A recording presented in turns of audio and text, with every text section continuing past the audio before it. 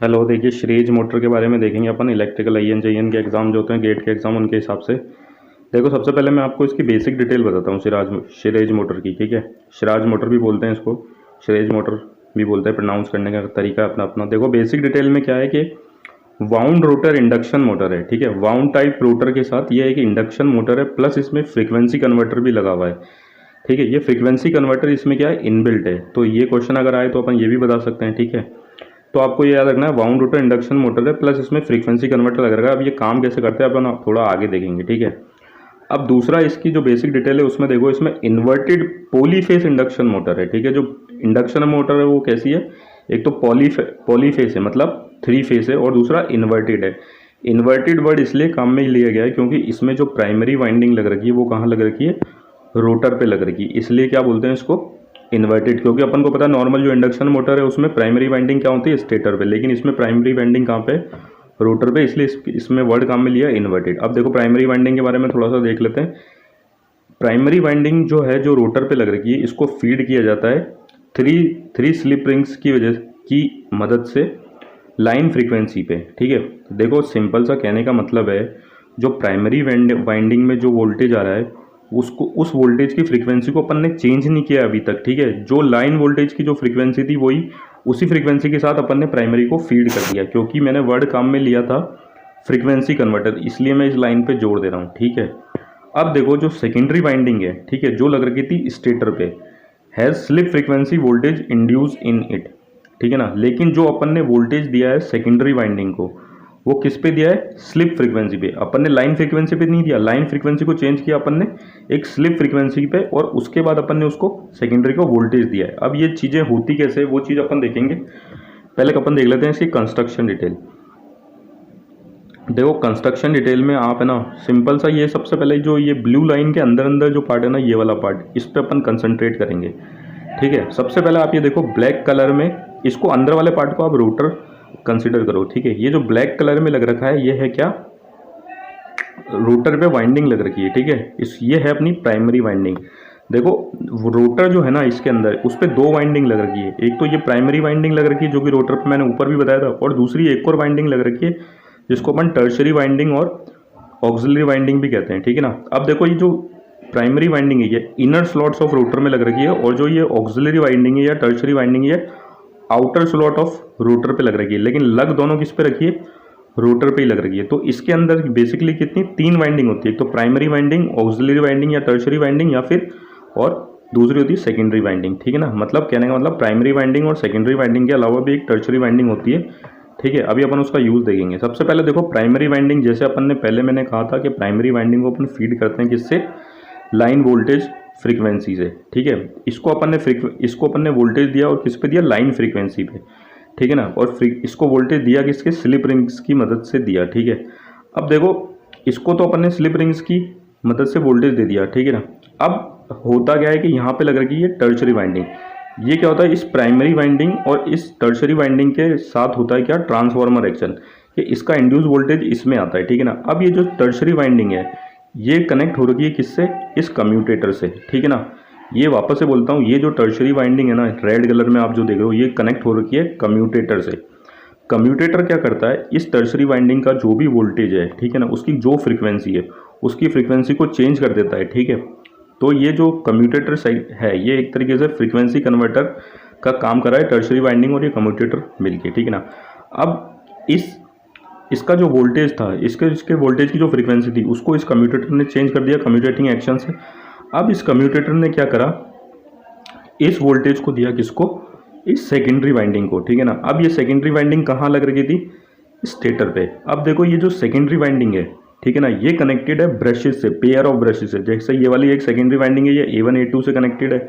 ठीक है, और ये ब्रशेस किस पे है, कम्यूटेटर पे। ठीक है, अब ये वाली जो सेकेंडरी वाइंडिंग है वो C1 C2 ब्रशेस से कनेक्टेड है, और ये वाली जो सेकेंडरी वाइंडिंग है वो P1 और B2 ब्रशेस से कनेक्टेड है। अब देखो इन ब्रशेस के बारे में देख लो। ठीक है ना, अभी अपन ने क्या देखा, ये जो वोल्टेज देगी टर्शरी वाइंडिंग, ये इस कम्यूटेटर को देगी, वो इसकी फ्रीक्वेंसी को चेंज करेगा, और इस चेंज वाली फ्रीक्वेंसी वोल्टेज को ये देगा किसको, इस सेकेंडरी वाइंडिंग को। ठीक है ना, अब ये जो ब्रशेज होते हैं ये होते हैं मूवेबल। ठीक है ना, यहाँ पे आप देखोगे A1 B1 और C1 ये एक साथ मूव करते हैं, ठीक है ना। वापस से बोल देता हूँ, ब्रशेज A1 B1 और C1 एक साथ मूव करेगा और ये 120 डिग्री डिस्प्लेस है एक दूसरे से। ऐसे ही A2 B2 और C2, A2 B2 और C2 भी एक साथ मूव करेगा और ये भी कितना डिग्री से डिस्प्लेस है, 120 डिग्री से, ठीक है ना। तो ये इसकी बेसिक कंस्ट्रक्शन डिटेल है। अब मैं आपको यहाँ पे एक चीज़ और बता देता हूँ, जो मैं अब आगे आपको लिखा हुआ भी बताऊँगा, आप नोट करते जाना। नोट करने की तो वैसे ज़रूरत नहीं, लिख ही रखा है। आप ये देखना, जो ये प्राइमरी वाइंडिंग है और ये जो टर्शरी वाइंडिंग है, इसके बीच में होता है ट्रांसफार्मर एक्शन, ठीक है ना। मतलब ट्रांसफार्मर एक्शन आपको पता होगा, इंड्यूस वोल्टेज होता है whenever there is change in flux, ठीक है, जैसे ट्रांसफार्मर में होता है। और जो ये प्राइमरी वाइंडिंग है और ये जो सेकेंडरी वाइंडिंग है, इनके बीच में होगा अपना इंडक्शन मोटर वाला एक्शन, ठीक है। तो वो चीज़ें अभी अपन देखेंगे आगे, ठीक है। मैं आपको ये बोलना चाहूँगा कि आप एक बार ये डायग्राम बना लें, तो आपको क्या आगे इसको समझने में थोड़ी आसानी होगी, ठीक है ना। अब देखो, जैसे कि मैंने आपको बताया, इट हैज़ 3 वाइंडिंग, मैंने कहा ना, मैंने चीज़ें लिख भी रखी है। तो देखो, 2 ऑन द रोटर, दो वाइंडिंग जो किस पे थी, वो किस पे थी, रोटर पे। एक तो प्राइमरी वाइंडिंग और दूसरी टर्शरी वाइंडिंग रोटर के अंदर थी। प्राइमरी वाइंडिंग कहाँ प्लेस थी, on the lower part of the slot of the rotor, मतलब मैं आप इसको इनर पार्ट भी बोल सकता हूँ, ठीक है ना। अंदर की तरफ जो थी वो प्राइमरी वाइंडिंग थी स्लॉट्स में रोटर के, ठीक है ना। अब इसी प्राइमरी वाइंडिंग को अपन ने क्या दिया था, 3 phase supply at line frequencies feed through rings and brushes. मैंने आपको बता दिया कि इसी प्राइमरी वाइंडिंग को अपन ने 3 फेज सप्लाई दी थी, किस पे, लाइन फ्रीक्वेंसी पे, है ना। और इसको कैसे दी थी, स्लिप रिंग्स और ब्रशेस की मदद से, क्योंकि ये रोटेट करेगी। अब अपन को पता है प्राइमरी वाइंडिंग क्या करती है, वर्किंग फ्लक्स प्रोड्यूस करती है इन द मशीन में, तो वो ये नॉर्मल सी बात है, ये मैंने लिख भी दी। अब देखो, बात है रोटर के ऊपर जो दूसरी वाइंडिंग थी, उसको अपन रेगुलेटिंग वाइंडिंग भी बोलते हैं, टर्शरी वाइंडिंग भी बोलते हैं, ऑक्सिलरी वाइंडिंग भी बोलते हैं, या कम्यूटेटर वाइंडिंग भी बोल देते हैं, क्योंकि ये कम्यूटेटर से डायरेक्टली कनेक्टेड है। क्यों, क्योंकि इसमें जो वोल्टेज आएगा उसकी फ्रीक्वेंसी को ये कम्यूटेटर क्या करेगा, चेंज करेगा। अब देखो, इसके बारे में लिखा है, placed on the upper part of the slot of the rotor. ये कहाँ प्लेस्ड है, अपर पार्ट, ठीक है ना, या मैं बोल दूँ बाहर वाले पार्ट पे, ठीक है, ठीक है। वो अंदर की तरफ थी, ये बाहर की तरफ है। These are connected to the commutator segment, जैसे कि मैंने आपको पहले भी बताया था, ये किससे कनेक्टेड थी, कम्यूटेटर के सेगमेंट से कनेक्टेड थी, ठीक है। अब देखो, जो तीसरी वाइंडिंग थी, है ना, वो थी स्टेटर पे। ये मैंने लिख दिया था 1 ऑन स्टेटर, मतलब जो तीसरी वाइंडिंग है वो किस पे है, स्टेटर पे। और स्टेटर पे कौन सी वाइंडिंग है, यहाँ पे सेकेंडरी वाइंडिंग, ठीक है ना। अब देखो, सेकेंडरी वाइंडिंग के बारे में डिटेल ये देखो, तो ये फेस वाउंड है, ठीक है, दूसरी लोकेटेड ऑन द स्टेटर है। तो ये बात वाली बात भी आपको ध्यान रखनी है। देखो, each winding is connected to the pair of brushes arrange on the commutator. जैसे कि मैंने ऊपर ही आपको बताया था, जो सेकेंडरी वाइंडिंग थी स्टेटर पे, वो किससे, पेयर ऑफ ब्रशेस से कनेक्टेड थी। जैसे एक वाइंडिंग A1 A2 से कनेक्टेड थी, दूसरी B1 B2 से, और तीसरी C1 C2 से। मैं आपको एक बार और दिखा देता हूँ। ये देखो, ये जो सेकेंडरी वाइंडिंग है, ठीक है, ये देखो पेयर ऑफ ब्रशेस से कनेक्टेड है, A1 A2 B1 B2 और C1 C2। इसलिए मैंने कहा था आप डायग्राम बना के रख लो ना एक बार, तो ज़्यादा अच्छा रहेगा, ठीक है। तो ये हो गया स्टेटर वाली वाइंडिंग का, ठीक है। अब देखो, ब्रशेस का जो मैंने बताया था, ब्रशेस आर क्या है, जो ब्रशेस है ऊपर वो मूवेबल हैं, ठीक है ना।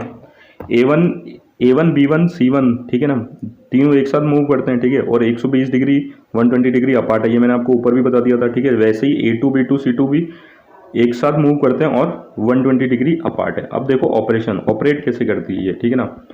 अब अपन ने बोला, सबसे पहले अपन ने प्राइमरी को एनर्जाइज किया, ठीक है ना। प्राइमरी को मतलब अपन ने 3 फेज वोल्टेज दिया with the help of slip ring. तो और वो वोल्टेज किस पे दिया, लाइन फ्रीक्वेंसी पे दिया अपन ने, जो उसकी फ्रीक्वेंसी उससे छेड़छाड़ नहीं करी। अब जैसे कि मैंने बताया था ऊपर भी, ट्रांसफार्मर एक्शन होता है, वो किसके बीच में होता है, प्राइमरी और रेगुलेटिंग वाइंडिंग, ठीक है ना, जिसको अपन टर्शरी वाइंडिंग या कम्यूटेटर वाइंडिंग भी बोलते हैं, ठीक है। इनके बीच में क्या हुआ, ट्रांसफार्मर एक्शन हुआ। तो रेगुलेटिंग वाइंडिंग में भी क्या आ गया था, अपना वोल्टेज आ गया था। ये वोल्टेज इसने किसको दिया, कम्यूटेटर में, जिसने उसकी फ्रीक्वेंसी को चेंज करके उस चेंज लाइन स्लिप फ्रीक्वेंसी वाले वोल्टेज को किसको दे दिया था, ब्रशेस की मदद से सेकेंडरी वाइंडिंग को, ठीक है ना। अब induction motor action between primary and secondary winding, जो इंडक्शन मोटर एक्शन हुआ वो किसके बीच में हुआ, प्राइमरी और सेकेंडरी वाइंडिंग के बीच में, ठीक है ना। अब देखो, कम्यूटेटर का रोल जो मैं आपको इतनी देर से बता रहा हूँ वो मैंने लिख भी दिया है। Commutator acting as a frequency converter. जैसे सबसे पहली लाइन जो मैंने इंट्रोडक्शन में दी थी, मैंने कहा था ये इंडक्शन मोटर है प्लस फ्रीक्वेंसी कन्वर्टर है। तो यहाँ पे फ्रीक्वेंसी कन्वर्टर का काम कौन कर रहा है, कम्यूटेटर कर रहा है। देखो यहाँ पे लिख भी दिया है, ये पूछा भी जा सकता है। Commutator acting as a frequency converter convert line frequency voltage of regulating winding to slip frequency voltage, है ना, and feed the same to the secondary winding on the stator. जैसे कि मैंने आपको पहले भी बताया था, जो रेगुलेटिंग वाइंडिंग है वो किस में कन्वर्ट कर देते हो आप, फ्रीक्वेंसी लाइन फ्रीक्वेंसी वोल्टेज को स्लिप फ्रीक्वेंसी वोल्टेज में, और उसको और इस स्लिप फ्रीक्वेंसी वोल्टेज को किसको फीड करेगा, सेकेंडरी वाइंडिंग को, ठीक है ना। अब देखो voltage across the brushes pair A1 A2, जो ब्रशेस पेयर थे A1 A2 जिससे सेकेंडरी वाइंडिंग कनेक्टेड थी, और B1 B2 और C1 C2 are increase as the brushes are separated. इनके बीच में जो वोल्टेज है वो इंक्रीज करता है, क्योंकि ये दोनों, इन दोनों में क्या था, दोनों में डिस्टेंस था, ये सेपरेशन था, ठीक है ना। देखो A1 A2 के बीच में भी डिस्टेंस था, B1 B2, तो इनके बीच में क्या वोल्टेज इंक्रीज करता है, ठीक है ना। और एक बात और मैं आपको यहाँ पे भी बता दूं, जैसे मैंने नोट में भी लिख रखी है, the magnitude of voltage injected into the secondary depend upon the angle of separation of A1 A2 B1 B2 और C1 C2। जो वोल्टेज इंजेक्ट किया जाएगा किसको, सेकेंडरी को, मैं आपको यहाँ पे बता देता हूँ एक बार डायग्राम में, थोड़ा सा टाइम लगेगा लेकिन कोई दिक्कत नहीं है। जो वोल्टेज ये देखो सेकेंडरी में इंजेक्ट होगा, ठीक है ना, इसमें सेकेंडरी वाइंडिंग में, वो किस पे डिपेंड करेगा, angular separation between A1 A2, ठीक है। वैसे ही जो इस वाली सेकेंडरी में होगा वो किस में डिपेंड करेगा, voltage inject angular separation between B1 और B2। ये इंपॉर्टेंट बात है, ये आपको याद रखनी है, ठीक है। अब आते हैं अपन वापस से अपनी बात पे। ये मैंने ये वाली बात आपको बता भी दी, ठीक है, तो आपको ये भी ध्यान रखनी है। अब देखो, when primary is energize synchronously rotating field in clockwise direction is set up in the rotor core, ठीक है। अपन को पता है जैसे ही अपन प्राइमरी को एनर्जाइज करेंगे, ठीक है, एक फ्लक्स बनेगी, रोटेटिंग फ्लक्स, क्योंकि 3 फेज वोल्टेज से दिया है, तो वो किस में सेटअप होगी, रोटर की कोर के अंदर। आपको जैसे नॉर्मली इंडक्शन मोटर का ऑपरेशन पता ही होगा, रोटर कोर में जो फ्लक्स हो, रोटेटिंग फ्लक्स, वो इंड्यूस, वो सेटअप हो जाती है, ठीक है। Assuming that the secondary short circuited, देखो यहाँ पे अपन ने मेन बात याद रखनी है, अपन ने सेकेंडरी को शॉर्ट करा था with the help of brushes. Short कर रखा था मतलब एक क्लोज पाथ बना रखा था, ठीक है। अब क्लोज पाथ बना रखा था तो क्या किया, जैसे ही अगर इसमें अगर कोई वोल्टेज आता है सेकेंडरी में, तो करंट फ्लो करेगा, और करंट फ्लो करेगा तो इसकी भी क्या बनेगी, एक वो बन जाएगी रोटेटिंग फ्लक्स, ठीक है। तो देखो ये फिर लिखा है, rotor still at the rest, rotating field cut the stationary secondary winding, induce an EMF। देखो रोटर तो कहाँ था, रेस्ट पे था, लेकिन जो था फ्लक्स वो रोटेटिंग थी, ठीक है। उसने काटा किसको, सेकेंडरी वाइंडिंग को काटा, और अपन को पता है whenever there is change in flux there is induce EMF। तो सेकेंडरी वाइंडिंग में क्या आ गया, इंड्यूस EMF आ गया। और जैसे कि मैंने आपको ऊपर बताया, क्योंकि वो सेकेंडरी वाइंडिंग क्या है, शॉर्ट करी हुई है, उसमें भी करंट फ्लो करेगा वापस से उसके अंदर, सेकेंडरी के अंदर, तो उसकी भी एक फ्लक्स बनेगी, ठीक है। अब देखो, stator current produce its own field, ये आपको पता है, स्टेटर करंट जो होगा वो अपनी फील्ड बनाएगा, जैसे कि मैंने अभी आपको बताया, स्टेटर करंट भी क्या बनाएगा, अपनी एक फील्ड बनाएगा, इसका मतलब फ्लक्स बनने लगेगी। The stator field react with the rotor field. अब ये स्टेटर फील्ड किससे रिएक्ट करेगा, रोटर फील्ड से। दस a clockwise torque is produce in the stator.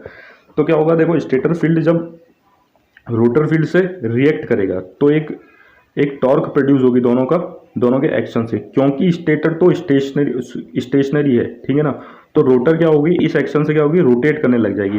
ये मैंने लिख भी रखा, since the stator can not rotate as a reaction it make rotor rotate in clockwise direction. तो ये इसका क्या था, वर्किंग थे। अब ये एक चीज़ और देख लो, देखो इसमें 2 चीज़ें इनबिल्ट है, ठीक है। एक तो स्पीड कंट्रोल इसका इनबिल्ट है, और दूसरा पावर फैक्टर इंप्रूवमेंट करती है, ठीक है। ये तो ये 2 पॉइंट भी आपको इंपॉर्टेंट है, इसलिए मैंने ये भी लिखा है। अब speed can be obtain above and below the synchronous speed by changing the brush position. अपन इसके अंदर क्या करते हैं, सिंक्रोनस स्पीड के अबव भी ले सकते हैं और बिलो भी ले सकते हैं, और ये अचीव कैसे करेंगे, bye changing the brush position. मतलब जो ब्रशेस के बीच में जो एंगुलर सेपरेशन था A1 और A2 के बीच में और B1 B2 के बीच में, उसको चेंज करके अपन इसमें क्या करते हैं, स्पीड को कंट्रोल कर सकते हैं, और अबव और बिलो सिंक्रोनस स्पीड दोनों अचीव कर सकते हैं। दूसरा देखो इसमें पावर फैक्टर इंप्रूवमेंट, ये देखो ये पावर फैक्टर इंप्रूवमेंट ये भी काम आती है। This can be obtain bye changing the face angle of the injected voltage into the secondary winding. ये अपन कैसे चेंज करेंगे, जो फेस एंगल है इंजेक्टेड वोल्टेज का सेकेंडरी वाइंडिंग में, उसको चेंज करके। और एक बात और याद रखना कि इसकी जो स्पीड होती है, ठीक है, वो नियरली कांस्टेंट होती है, लाइक शंट मोटर, ठीक है ना। तो ये वाली बात भी इसे सिराज मोटर के बारे में याद रखना कि जो इसकी स्पीड होती है वो ऑलमोस्ट कांस्टेंट होती है, मतलब नो लोड स्पीड और ऑन लोड स्पीड में ज़्यादा कोई अंतर नहीं होता, ठीक है ना। तो ये एज अ शंट मोटर भी ट्रीट की जाती है, ठीक है। Thank you.